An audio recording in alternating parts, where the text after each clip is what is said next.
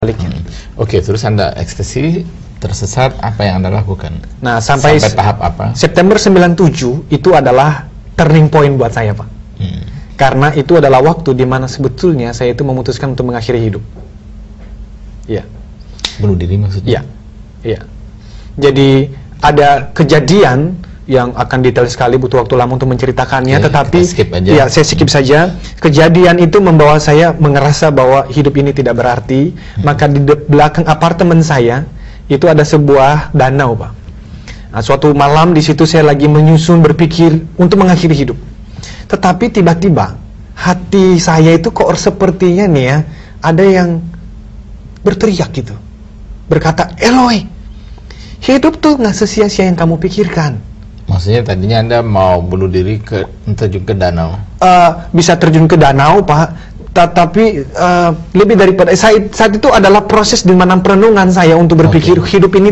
Jadi itu bukan bukan lagi saya mau bunuh diri, enggak. Tetapi dalam proses berpikir hidup ini sia-sia dan rasanya lebih baik bunuh diri saja. Tetapi dalam perenungan itu justru hati nurani saya itu seperti berteriak, Eloy, hidup ini pasti nggak sia-sia. Pasti ada sesuatu.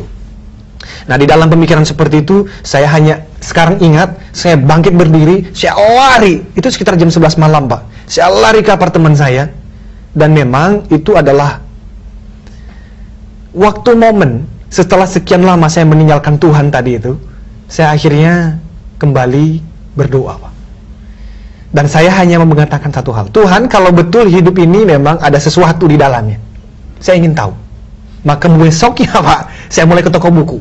Waduh, di situ mulai baca, apa sih artinya hidup ini? Kenapa saya masih lahir? Kenapa lahir di desa yang terpencil seperti itu? Kenapa papaku meninggal ketika saya masih umur 9 bulan? Dan begitu banyak pertanyaan lain.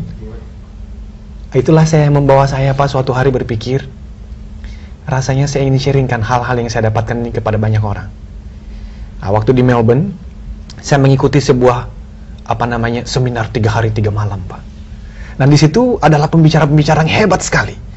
Nah, saya itu menemukan selama 3 hari di situ, saya berubah. Pikiran saya berubah, cara saya melihat hidup berubah. Akhirnya saya memutuskan, suatu hari nanti, saya akan menjadi seorang pembicara yang berusaha sebisanya untuk menyadarkan orang dan mudah-mudahan bisa mengubahkan, membelokkan sejarah hidup mereka. Itulah akhirnya buku ini muncul, Pak. Begitu saja. Setelah pulang ke Indonesia, maaf, tadi kan setelah sampai di Australia itu yang saya bilang, saya berubah gitu ya. Si bule tadi kan waktu tahun 97, Pak, itu juga mengalami krisis juga, Pak. Jadi saya sempat disuruh pulang. Krisis keuangan? Krisis keuangan. 97, krisis ini ya, krisis ekonomi global ya? Indonesia kena ya? Indonesia kena, saya kira waktu itu beliau memang dananya ada di saham. Jadi dia mengalami keterpurukan. Nah, akhirnya saya disuruh pulang. Tetapi waktu itu saya mengatakan, saya mau stay dulu. Oke, ini cerita Anda seru banget. Iya. Ya, saya pengen denger lagi, tapi kita jeda sejenak ya. Baik. Pemirsa, jangan kemana-mana. Setelah ini kita lanjutkan mendengarkan cerita seru dari Eloy Putraniasi.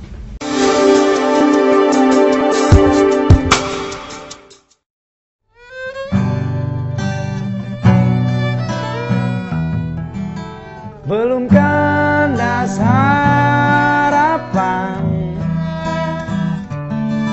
pada tempat kita berpijak. Bencana adalah sarana agar kita merenungi semua. Hijau hutanku, biru lautku, bukanlah ajang keserakahan. Selamatkan bumi kita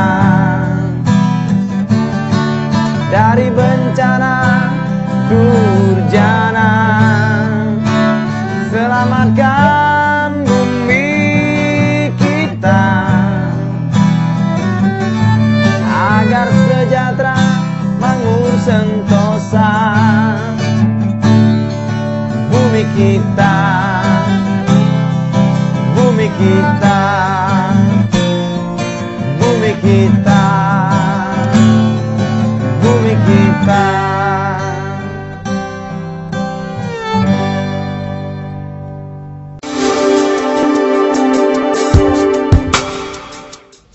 Pemirsa, Anda menyaksikan Impact di QTV atau TV lokal di rumah Anda. Kita lanjutkan perbincangan yang seru dengan Eloy. Saya nggak nyangka cerita Anda bakal seseru ini. Dari luar saya sebenarnya agak pesimis mewawancarai tentang motivator. Tapi ternyata Anda menarik sekali. Thank you, Pak. Terus bagaimana Anda sampai memutuskan menulis buku dan bagaimana caranya Anda menulis? Punya pengalaman sebelumnya menulis? Ya, jadi selama di Melbourne itu kan tadi memang saya kirim surat kepada bule ini. Saya mengatakan saya akan stay. Oh iya. Mencari pekerjaan saya bilang. Karena itu kan September, Pak. Kita ada summer musim liburan sampai Februari. Saya bilang kalau sampai Februari saya nggak dapat kerjaan, saya akan pulang. Tapi kalau saya dapat kerja, saya akan berusaha untuk stay di sini dan kalau bisa sekolah. Maka Pak, saya beasiswa dari sana nggak mungkin dapat ya, Anda nakal ya? Nggak bisa, Pak. Wong nilainya saja pas-pasan, Pak. Oh, bukan orang pinter. Iya. Karena nakal itu, Pak. Karena nakal itu. Nah, saya justru saya ini 5 tahun di SMA, Pak. Jadi itu gambaran kenakalan saya dulu. Jadi di 5 tahun. 5 tahun. Diberhentiin. Di SMA itu kan saya veteran, Pak. Kalau di Gonzaga itu veteran, itu nggak naik namanya, ya. 4 tahun. Lalu saya waktu ke Melbourne itu tidak direkomendasikan masuk ke universitas manapun karena nilainya pas-pasan. Akhirnya saya masuk lagi year 12 itu di Taylor's College, itu berarti kelas 3 SMA lagi. Nah, di kelas 3 SMA inilah saya kembali tambah nakal. Tambah nakal. Nah, di situ justru bukan tambah pintar. Bukan. Di situ justru saya meninggalkan Tuhan. Nah, ternyata waktu saya mencari pekerjaan. Nakalnya apa? Anda memperkosa atau apa? Enggak, memperkosa enggak. Nakalnya remaja ya. Jadi gini Pak, waktu di Nias mama saya itu kan memang selalu mengajarkan kita namanya itu berdoa itu penting gitu ya. Dan saya terbiasa jadi berdoa. Tetapi tadi itu kenakalannya adalah mulai coba-cobalah masuk dalam narkoba gitu ya. Segala macam narkoba nih. Ya, beberapa ya. Lalu kemudian saya pacaran dan pacar saya itu dulu orang Jepang, Pak. Saya umur 19 tahun, dia umur 14 tahun dan memang kami memasuki kehidupan hubungan yang tidak baik, yang tidak sehat lah gitu ya. Hubungan dewasa maksudnya. Hubungan dewasa. Sehat tapi dewasa. Belum boleh. Belum boleh ya. Jadi akhirnya saya itu waktu suatu kali berdoa, hati saya itu ngomong begini, "Loy, kamu tuh kalau memang mau jadi orang benar, tinggalkan dong semua kejelekan dan kenakalan ini. Tapi kalau you mau nakal, ya you nggak usah jadi orang munafik lah," gitu. Maka itu Pak, tadi saya mengatakan berpikir berminggu-minggu, iya benar juga ya, gimana caranya ini? Akhirnya saya memutuskan menikmati kenakalan saya dan saya mengatakan pada Tuhan, farewell, selamat tinggal, jangan urusi urusan saya. Jadi akhirnya saya menjebloskan diri ke dalam kehidupan yang ya mungkin beberapa orang yang sangat nakal, bagi mereka kenakalan saya tidak terlalu, tapi bagi saya waktu itu cukup nakal, Pak. Ekstrim lah bagi Anda sendiri. Bagi saya sendiri itu ekstrim. Nah, makanya justru boleh tahu nih, Anda mau melapor? Tentu enggak tahu secara spesifik kehidupan saya di situ, Pak. Enggak. Ya, tetapi nilai-nilai saya sebetulnya dia bisa melihat ya, bahwa ternyata anak ini dia mulai menyesal kali ya membayar Anda nilainya segini. Iya. Tetapi akhirnya kemudian saya berubah, Pak.